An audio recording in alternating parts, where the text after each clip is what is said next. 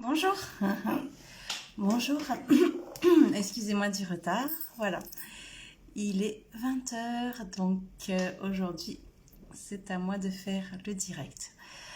Donc je salue tout le monde, bonjour à tous, je salue l'orphelinat de Bassam que je vais aller visiter bientôt avec tous les enfants, les nouveaux, maman Ogui, Toussaint, Henriette, Olivier et tout le personnel que je ne connais pas, que j'ai hâte de connaître.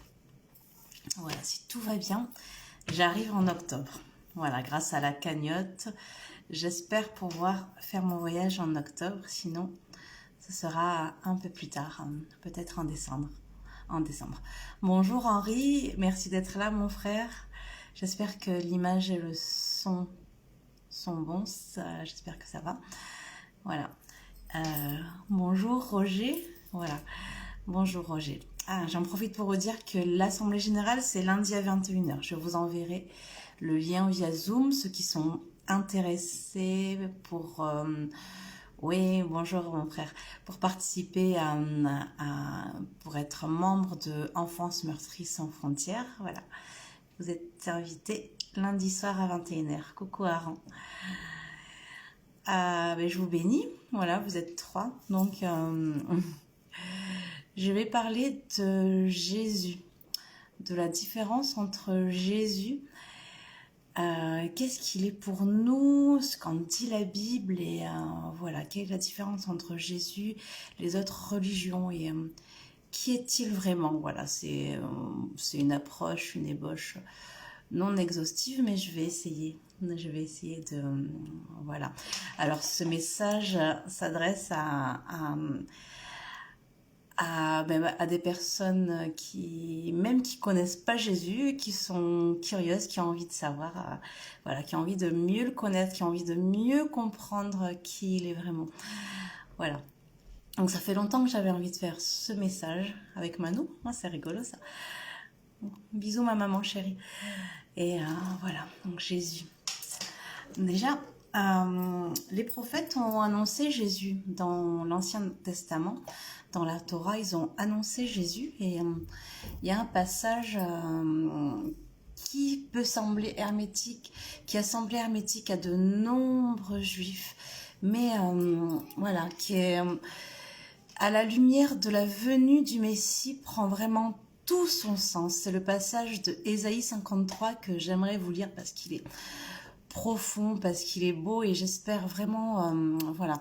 Donc ouvrez votre cœur, ouvrez vos oreilles, et voilà, laissez pénétrer la parole de Dieu. Voilà, Ésaïe 53 qui parle de la venue du Messie. Qui a cru à ce qu'il nous était annoncé? Qui a reconnu le bras de l'Éternel? Il s'est élevé devant lui comme une faible plante, comme un rejeton qui sort d'une terre desséchée. Il n'avait ni beauté ni éclat pour attirer nos regards, et son aspect n'avait rien pour nous plaire. Méprisé et abandonné des hommes, homme de douleur et habitué à la souffrance, semblable à celui dont on détourne le visage, nous l'avons dédaigné, nous n'avons fait de lui aucun cas. Cependant, ce sont nos souffrances qu'il a portées, c'est de nos douleurs qu'il s'est chargé, et nous l'avons considéré comme puni, frappé de Dieu et humilié. Mais il était blessé pour nos péchés, brisé pour nos iniquités. Le châtiment qui nous donne la paix est tombé sur lui, et c'est par ses meurtrissures que nous sommes guéris. Nous étions tous errants comme des brebis, chacun suivait sa propre voie, et l'Éternel a fait retomber sur lui l'iniquité de nous tous. Il a été maltraité et opprimé, il n'a point ouvert la bouche. Semblable à un agneau qu'on mène à la boucherie, à une brebis muette devant ceux qui la tondent, il n'a point ouvert la bouche. Il a été enlevé par l'angoisse et le châtiment, et parmi ceux de sa génération, qui a cru qu'il était retranché de la terre des vivants, et frappé pour les péchés de mon peuple. On a mis ses sépulcres parmi les méchants, son tombeau avec le riche, quoiqu'il n'eût point commis de violence, et qu'il n'eût point de fraude dans sa bouche. Il a plu à l'Éternel de le briser par la souffrance. Après avoir livrer sa vie en sacrifice pour le péché. Il verra une postérité et prolongera ses jours. Et l'œuvre de l'Éternel prospérera entre ses mains à cause du travail de son âme. Il rassasiera ses regards. Par sa connaissance, mon visiteur justifiera beaucoup d'hommes. Il se chargera de leurs iniquités. C'est pourquoi je lui donnerai sa part avec les grands. Il partagera le butin avec les puissants, parce qu'il s'est livré lui-même à la mort, et qu'il a été mis au nombre des malfaiteurs, parce qu'il a porté les péchés de beaucoup d'hommes, et qu'il a intercédé pour les coupables. Alors je pense que certains connaissent ce passage, Ésaïe 53, d'autres peut-être le découvrent, mais bonsoir frère Toko. Il parle pleinement de notre Sauveur, de Jésus qui est venu, qui s'est fait homme, qui est descendu du ciel pour porter le péché du monde et pour s'offrir en sacrifice afin que nous soyons libres, afin que nous soyons sauvés, afin que nous soyons libérés de l'enfer et promis à une grâce éternelle. Voilà, Jésus, il est venu pour ça, il a été annoncé pour ça et il s'est offert en sacrifice pour ça, pour sauver l'humanité. C'était, il n'est pas venu pour, oui, il est venu pour servir. Il est pas venu pour, oui, pour prendre le commandement. Enfin, peut-être les Juifs ils s'attendaient à voir un roi guerrier, à voir un roi, mais il est venu plein d'humilité. Il est venu vraiment, voilà, il est venu pour servir. Il s'est abaissé au rang des plus faibles, des plus pauvres. Il a dîné avec des prostituées. Voilà, il a été à table avec les malheureux. Et vraiment, c'était quelqu'un de très humble. Et c'est pour ça que les Hébreux ne l'ont pas reconnu comme leur Messie. Pourtant, c'était lui qui a été annoncé des siècles avant par le prophète Ésaïe et puis par d'autres. Voilà, il est venu si vous voyez le psaume 22 aussi, où il est dit comment Jésus souffrirait sur la croix. Le psaume 22. Je ne vais pas le lire ce soir. Mais voilà. Donc, qui est Jésus? Qui est Jésus? Pour certains, c'est juste un prophète de plus, c'est juste un homme, un sage, quelqu'un qui a parlé de la part de Dieu, mais c'est bien plus que cela. C'est bien plus que cela. Si on lit les évangiles, si on lit comment lui-même il s'est annoncé, comment il a parlé de lui, comment il s'est qualifié, on voit que c'est plus que cela, que c'est plus qu'un simple homme, que c'est plus qu'un prophète, que c'est plus qu'un sage. C'est vraiment, il est vraiment différent et on va le voir voilà, on va apprendre à le connaître et voilà, ce qu'il est pour les chrétiens, ce qu'il veut devenir aussi pour chacun de nous. Pour ceux qui ne le connaissent pas, pour ceux qui pensent que c'est juste un concept, que c'est juste un personnage historique qui est là pour marquer le calendrier à un moment donné et puis qui est mort. Non, la différence c'est que Jésus, il est mort et il est ressuscité. En fait, c'est ça qui fait toute la différence. Aujourd'hui, il siège à la droite de Dieu le Père, de l'Éternel, et en fait, c'est une partie de la Trinité divine. C'est le Fils de Dieu. Il le dit lui-même qu'il est le Fils de Dieu. Quand on a demandé à Jésus qui il était, il le disait, ouais, je suis le Fils de Dieu. Dans Marc 14, 61-62, quand le souverain sacrificateur va accuser Jésus, il va lui demander « Es-tu le Christ, le Fils du Dieu béni ?» Et il répond « Je le suis. Et vous verrez le Fils de l'homme assis à la droite de la puissance de Dieu et venant sur les nuées du ciel. » Donc Jésus, c'est le Fils de Dieu. C'est le Fils de Dieu, il n'est pas né, il a été engendré. Il a été, amen, il a été engendré par Dieu lui-même. Il n'a pas été créé, il a été engendré. C'est une partie de Dieu. Et quand il s'est incarné sur la terre, il est né d'une simple femme, mais il était déjà là. Il était la parole faite chair. Il était la parole faite chair, c'est-à-dire qu'il a créé le monde. Il a créé le monde par sa parole. Et je voudrais vous lire aussi, Amen, le seul véritable. Jean 1, 14, ça c'est un des plus beaux passages de la Bible pour moi. Jean 1 à 14, c'est l'apôtre Jean, qui est un contemporain de Jésus, qui est un disciple de Jésus, qui parle de Jésus et qui parle d'une manière très très poétique de Jésus et très très très vrai, très et ainsi que bon, si vous connaissez ce texte, c'est un rappel, mais si vous ne le connaissez pas, c'est une pépite de la Bible. Jean 1, 14. Au commencement était la parole, et la parole était avec Dieu, et la parole était Dieu. Elle était au commencement avec Dieu. Toutes choses ont été faites par elle, et rien de ce qui a été fait n'a été fait sans elle. Et elle était la vie, et la vie était la lumière des hommes. La lumière luit dans les ténèbres, et les ténèbres ne l'ont point reçue. Il eut un homme envoyé de Dieu, son nom était Jean.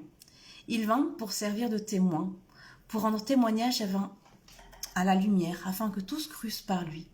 Il n'était pas la lumière, mais il parut pour rendre témoignage à la lumière. Cette lumière était la véritable lumière, qui en venant dans le monde éclaire tout homme. Elle était dans le monde, et le monde a été fait par elle, et le monde ne l'a point connue. Elle est venue chez les siens, et les siens ne l'ont point reçue. Mais à tous ceux qui l'ont reçue, à ceux qui croient en son nom, elle a donné le pouvoir de devenir enfants de Dieu, lesquels sont nés non du sang, ni de la volonté, ni de la chair, ni de la volonté de l'homme, mais de Dieu. Et la parole a été faite chair, et elle a habité parmi nous, pleine de grâce et de vérité. Et nous avons contemplé sa gloire, une gloire comme la gloire du Fils unique venu du Père, Jésus. Donc Jésus, c'est la parole. Jésus, c'est la parole faite chair. Jésus, c'est la lumière. Jésus, c'est la vie. Comme dit Jean 1, 14. Quand on dit Jésus, Jésus est le chemin, la vérité et la vie, c'est lui qui dit ça. Il dit pas je suis un chemin. Il dit je suis le chemin. Parce que il n'y a qu'un seul chemin pour mener au Père. Les religions proposent maintes et maintes chemins, mais il n'y en a qu'un seul. Jésus a dit je suis le chemin. S'il avait dit je suis un des chemins, ça aurait fait toute la différence. Mais à partir du moment où il a choisi l'article indéfini, défini, et pas un article indéfini, ça fait toute la différence. Je suis le chemin, je suis le chemin. Il n'y a pas deux chemins, il n'y a pas trois chemins, il n'y en a qu'un seul qui mène au Père. Et avant les religions, il y avait plusieurs chemins pour mener au Père, c'est-à-dire qu'il y avait la loi, il y avait l'obéissance à plein de préceptes, mais Jésus, il est venu pour réconcilier l'homme avec Dieu. Il est venu pour réconcilier l'homme avec Dieu, pour rendre atteignable Dieu. Dieu qui était lointain, Dieu qui était inaccessible, parce qu'il était saint, parce qu'il était puissant, parce que Jésus l'a rendu accessible. Il nous l'a mis à portée de tous. Il a rendu accessible parce que par son sacrifice, il a déchiré le voile qui séparait Dieu des hommes. C'est-à-dire qu'avant, il fallait être saint pour approcher de Dieu. Maintenant, on peut s'approcher de Dieu tel que nous sommes. Parce que Jésus nous justifie. Jésus nous justifie par son sang. Par son sacrifice à la croix, il nous rend dignes. Il nous rend dignes pas par nos mérites, mais par sa seule grâce. Parce que lui, il a tout porté. Il a tout porté, disons que il était innocent et il est devenu l'agneau sacrificiel, l'agneau parfait, l'agneau immolé pour un plus grand nombre, pour nous tous, parce que nous on est pécheurs, on est coupables, Jésus il a lavé tout ça dans son sang.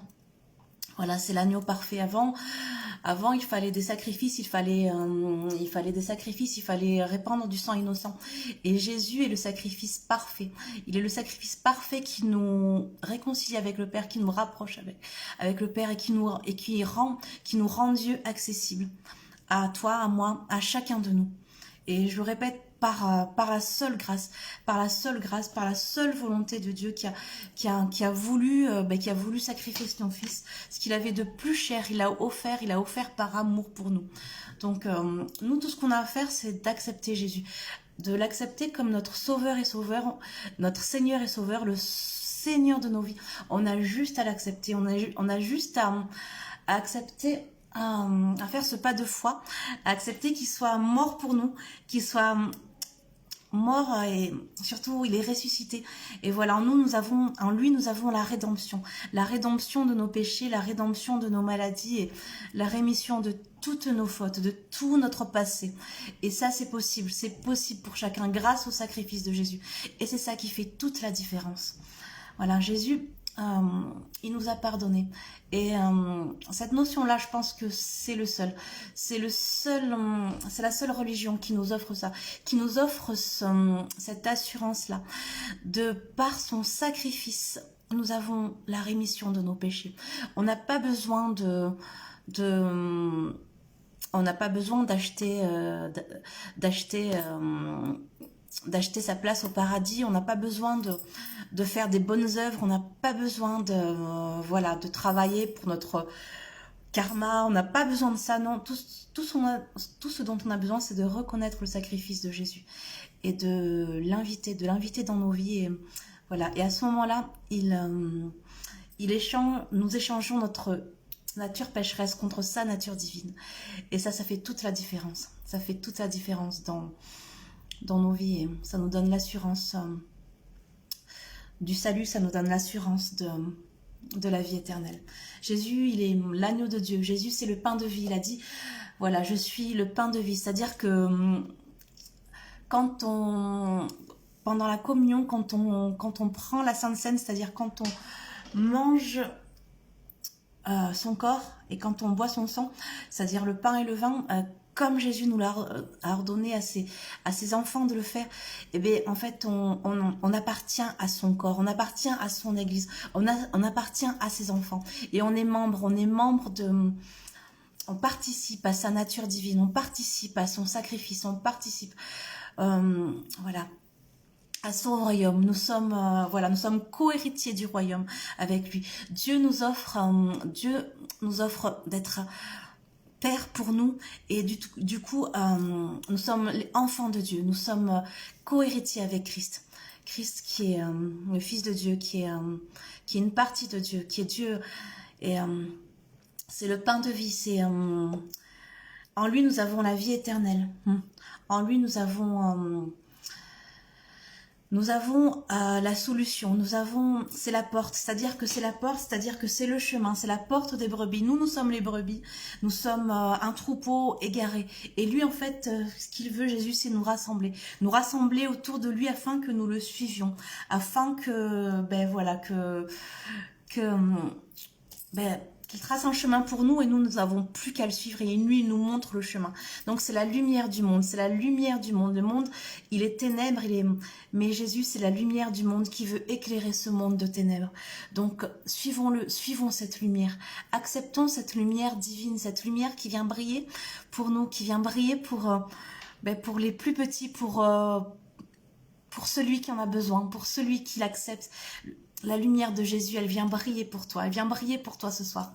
Donc Jésus, c'est la lumière. C'est la lumière du monde. Amen. C'est la lumière du monde. Et c'est la résurrection et la vie. C'est lui qui l'a dit. Celui qui croit en moi vivra quand même, il serait mort. Jean 11, 25.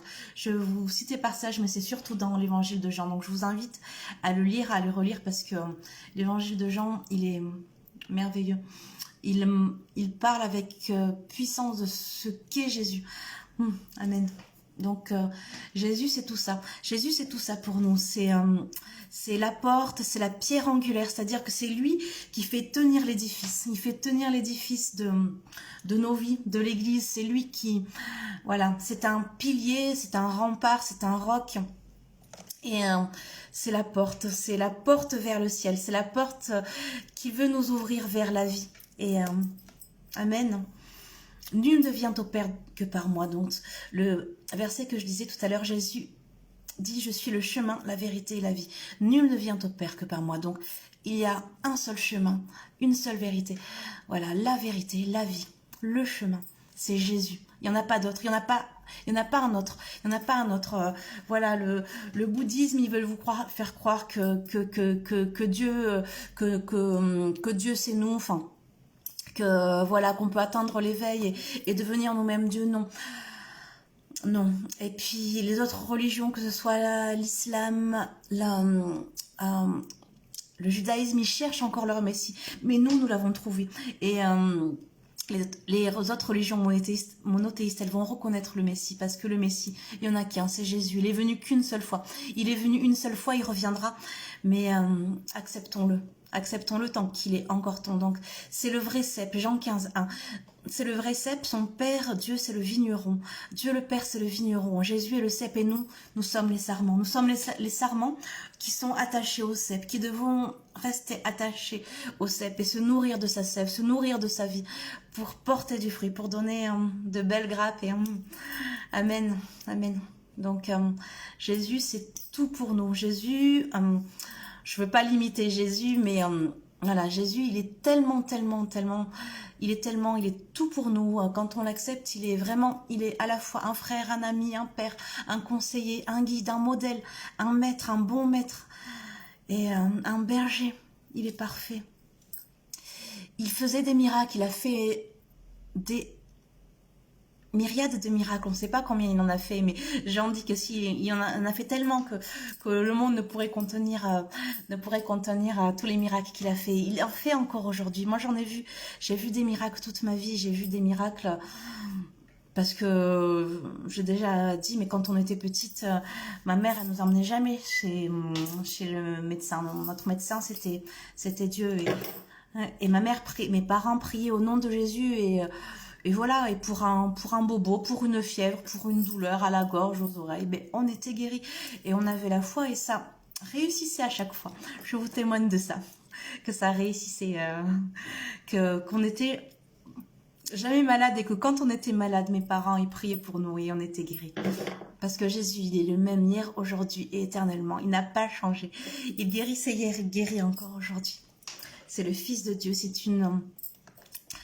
Ouais, c'est le cep. Amen. Amen. Donc, je vais vous chanter un chant que mon père affectionnait, qui est magnifique. Donc, je ferai un appel tout à l'heure pour ceux qui veulent accepter Jésus, pour ceux qui veulent avoir Jésus comme son Seigneur et Sauveur, pour ceux qui veulent faire ce choix aujourd'hui. Et je vais vous chanter un chant qui parle. Amen. Que Dieu vous bénisse. Je salue l'église de Belgique. Je salue l'église de Toulouse. Je vous aime, je vous bénis. Merci pour votre fidélité. Merci pour votre amour, votre soutien. Dans l'étoile, s'il rayonnant, clarté. Dans le vent, s'il parle en majesté. Sinon, les éléments déchaînés. Qu'est-ce donc pour moi que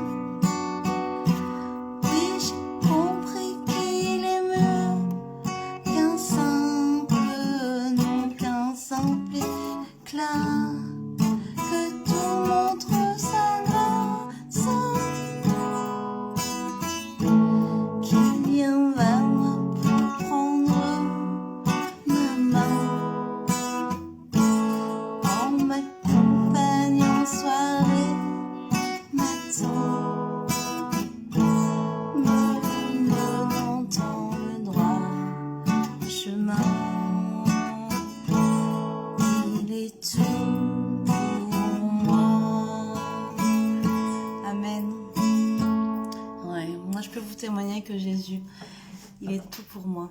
Et que si j'avais pas Jésus, je ne sais pas où je serais. Je serais sans doute morte. Et je suis reconnaissante parce qu'il m'a donné la vie. Et à bien des moments dans ma vie, il m'a soutenue. Il m'a soutenue vraiment. Et j'ai pu sentir parfois sa présence palpable, sa présence. Et c'est bon, c'est bon. Souvent même, à des moments, je suis assez fatiguée. Et quand je suis vraiment très fatiguée, j'ai pu remarquer aussi, j'ai pu expérimenter aussi que Jésus prend le relais, il me porte. Et ça, voilà, donc quand on est faible, la puissance de Dieu, elle se manifeste en nous. Et merci Seigneur pour cela, merci Jésus, pour ta grâce, ta miséricorde, ta puissance dans ma vie.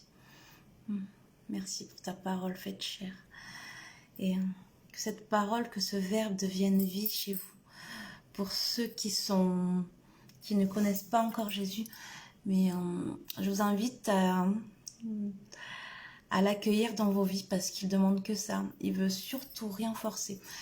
Il veut surtout pas s'imposer. Au contraire, il attend qu'on l'invite. Il attend qu'on lui fasse une place, qu'on l'accueille. Et là, il est là, il sera là. Il sera là vraiment dans les bons comme dans les mauvais moments. Et ça va faire toute la différence dans ta vie si toi, tu ne connais pas. Amen. Donc Jésus est vivant, il n'est pas mort. Il est ressuscité des morts, il est ressuscité des morts. Il est sorti du tombeau 3 jours après. Il est monté à la droite du Père, il siège avec lui. Il reviendra nous chercher. Et, il vit en nous. Il vit... Merci Seigneur, merci. Il nous inspire. Il est merveilleux. C'est un merveilleux modèle. C'est un merveilleux berger. Vraiment. Ces évangiles témoignent de la vie qu'il a vécue. C'était quelqu'un de humble, quelqu'un d'une infinie sagesse. C'est quelqu'un d'une infinie sagesse. Et voilà. Il est merveilleux. Bon. Alors si je vais faire un appel, cet appel il est valable pour maintenant puis pour plus tard, pour ceux qui veulent accepter Jésus. Donc ouais. Seigneur, mon Dieu, voilà, ceux qui connaissent pas Jésus, ils peuvent faire cette prière avec moi. Seigneur, mon Dieu, je ne te connais pas, mais j'ai envie de mieux te connaître. J'ai envie de mieux te connaître, Jésus. Alors, je te demande de venir dans ma vie, je te demande d'en prendre le contrôle, je te demande de devenir le maître et seigneur de ma vie. Je te demande de pardonner mes péchés. Je te demande de siéger dans mon corps, Seigneur, dans mon esprit, dans mon âme, Seigneur, et de m'insuffler ta vie, Seigneur. Je te demande vraiment de transformer mon être, de faire disparaître tout ce qui n'est pas à ta gloire, tout ce qui est mauvais. Et, Seigneur, je te demande de me transformer et de prendre ma vie, et je proclame, je déclare que je t'appartiens, Jésus, que je suis à toi et que je veux te suivre maintenant et pour l'éternité. Amen, amen. Donc, je ne sais pas si tu as voulu répéter cette simple prière. Et si d'autres, plus tard veulent répéter cette simple prière, pour accepter Jésus. Merci. Bon, c'était un rappel pour ceux qui connaissaient, mais je suis désolée. C'est vrai que j'aime bien aussi m'adresser à des personnes qui connaissent pas Jésus, qui en ont besoin. Et voilà, c'est le moment là, c'est le moment de témoigner, c'est le moment de faire des disciples, c'est le moment de gagner des âmes. Et on est là pour ça. Je vous aime, je vous bénis chacun. Merci d'avoir écouté. Que Dieu vous bénisse, que Dieu vous comble, que Dieu vous donne ce que votre cœur désire, que Dieu vous relève, que Dieu vous bénisse, que Dieu vous guérisse, que Dieu vous conduise, que Dieu vous inspire. Au nom de Jésus, que Dieu vous donne ce dont vous avez besoin. Amen. Au nom de Jésus. Amen. Merci d'avoir écouté. Je crois que voilà. j'ai atteint le temps, une demi-heure. Donc, à très bientôt. À très bientôt. Merci d'avoir suivi. Merci d'avoir regardé. Je vous dis à très bientôt. Je vous bénis. Shabbat Shalom. Bon week-end à vous.